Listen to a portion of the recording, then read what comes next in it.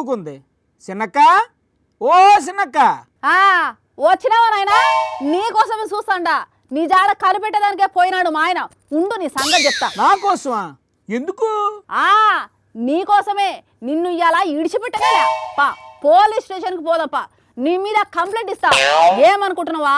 నా మీద కంప్లైంటా? నానేటి చేసినాను చిన్నక్క. అబ్బబ్బబ్బా, చేసిందంతా చేసి ఏం చేసినా అని నంగలా అడుగుతాండవే. ఎంతమందిని మోసం చేసినావు అయ్యా? నిన్నైతే ఇవాళ ఇడిచిపెట్టేదేలే. ఓలమ్మో, నాకు ఏ పాపం తెలదు. నేను ఎవరి కోంపలో ముంచలేదు. యో, ఈ మనిషి వచ్చినాడు. నువ్వు బిర్నరా, ఇంకో నలుగురు పెద్ద మనుషులను తీసుకునిరా. వామ్మో, ఇదెక్కడ పిదలాటరా దేవుడా. ఓ చిన్నక్క, నేను ఎవరనుకుంటున్నావు?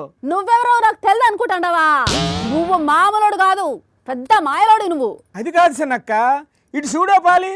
నాను జోగినాయన్ని. అంటే నువ్వు గ్యాస్ సిలిండర్ ఇచ్చి అయిపోవు కాదా? నేను గ్యాస్ డెలివరీ బాయ్ని కాదు తల్లి. కాదా? సడన్ గా చూచే నువ్వే అనుకున్నా.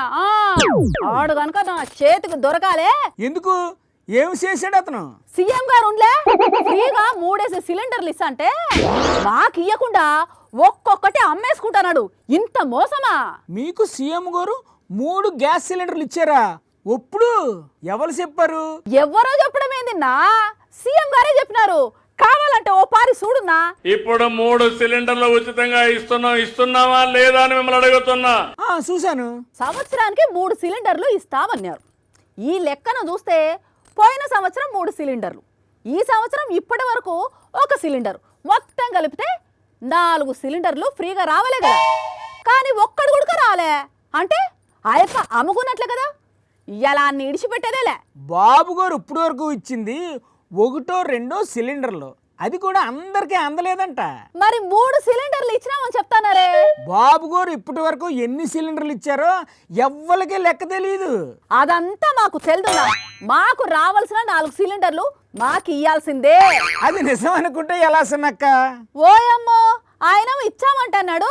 ఇక్కడ చూస్తే ఒక్కడు గుడక రాలే. మరి బాబు గారు అంటే ఏదనుకుంటున్నావు? అయ్యో రామా, సంవత్సరానికి 3 గ్యాస్ సిలిండర్లు ఫ్రీ అంటే నిజమే అనుకున్నా. అంతా ఉత్త గ్యాసే అన్నమాట. ఏందిక్కా ఈ గవర్నమెంట్?